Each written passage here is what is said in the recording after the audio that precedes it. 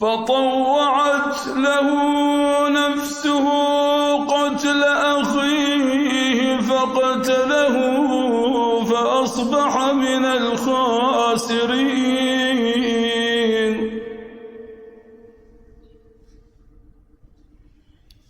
فبعث الله غرابا يبحث في الأرض ليريه كيف يواري سوءة أخيه.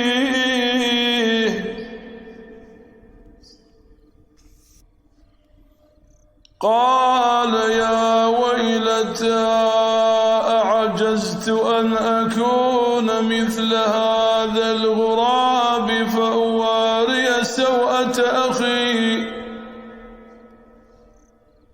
فأصبح من النادمين.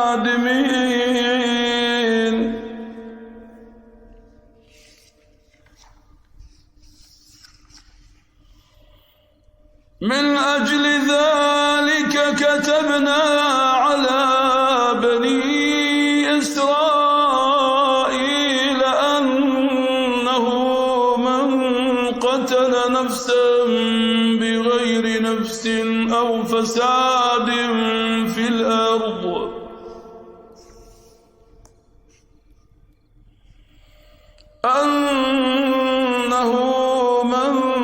قتل نفسا بغير نفس أو فساد في الأرض فكأنما قتل الناس جميعا.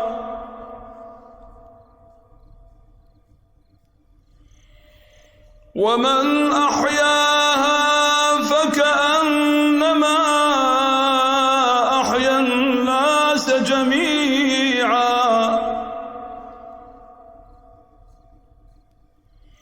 ولقد جاءتهم رسلنا بالبينات ثم إن كثيرا منهم بعد ذلك في الأرض لمسرفون.